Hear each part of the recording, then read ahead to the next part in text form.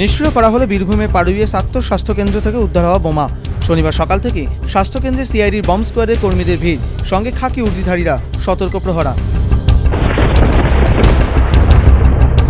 স্বাস্থ্যকেন্দ্রের পাশের মাঠটি ঘিরে ফেলে পুলিশ, কড়া নজরদারি। মাঠের মধ্যে বিশাল গর্ত তৈরি করে তার মধ্যে বিস্ফোরণ ঘটিয়ে বোমা নষ্ট করার প্রক্রিয়া শুরু হয়। সিআইডির বোম ডিসপোজাল স্কোয়াডের কর্মীদের দাবি, বোমাগুলিতে পাথরকে স্প্লিন্টার হিসেবে ব্যবহার করা হয়েছিল। আমরা এই মুহূর্তে দাঁড়িয়ে রয়েছি বীরভূমের পাড়ুই থানার সাত্তর প্রাথমিক স্বাস্থ্যকেন্দ্র সংলগ্ন সেই মাঠে, যে মাঠে আজ সকাল থেকে সিআইডির বম্ব স্কোয়াড ড্রাম ভর্তি যে বোমাগুলো উদ্ধার করা হয়েছিল সেগুলো ফাটিয়ে ফাটিয়ে নিষ্ক্রিয় করছে। এর ভেতরে বল বিয়ারিং এবং স্টোন চিপসের মতন স্প্লিন্টার ইউজ করা হয়েছে মূলত। তীব্র শব্দে কেঁপে ওঠে গোটা এলাকা। বিস্ফোরকের তীব্রতায় ভেঙে পড়ে স্বাস্থ্যকেন্দ্রের জানলার কাঁচ।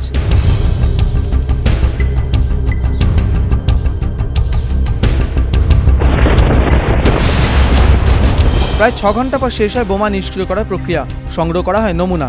স্বাস্থ্যকেন্দ্রে 18টি পাত্রে 800-রও বেশি তাজা বোমা মজুত করে রাখা হয়েছিল। গোপন সূত্রে খবর পেয়ে শুক্রবার স্বাস্থ্যকেন্দ্রে অভিযান চালায় পুলিশ।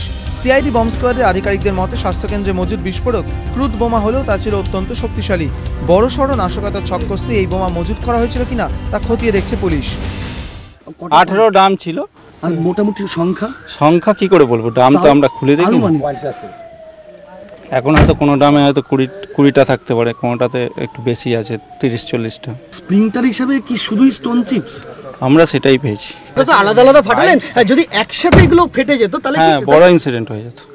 একসঙ্গে ফাটলে বড় ইনসিডেন্ট, বাড়িও উড়ে যাবে, ঘর ফর উড়ে যাওয়ার মতো। প্রাণহানিরও অবশ্যই প্রাণহানি। কিন্তু যেখানে মানুষের চিকিৎসার কথা, মজুদ থাকার কথা ওষুধপত্রে, সেখানে কেন মজুত করা হলো ক্রুড বোমা? কোথা থেকে এলো এই বিস্ফোরক? সিআইডির মতে একদিনে এই কাজ করা সম্ভব হয়নি। ধীরে ধীরে বোমার ভান্ডার করে তোলা হয়েছে স্বাস্থ্যকেন্দ্র থেকে। প্রশ্ন হচ্ছে, পুলিশ বা প্রশাসনের নজর এড়িয়ে স্বাস্থ্যকেন্দ্রে কিভাবে বোমার গুদামঘর তৈরি করেছিল দুষ্কৃতীরা? রাজস্বী দত্তগুপ্ত, অন্ন মুখোপাধ্যায়, গোপাল চট্টোপাধ্যায়, এবিপি আনন্দ।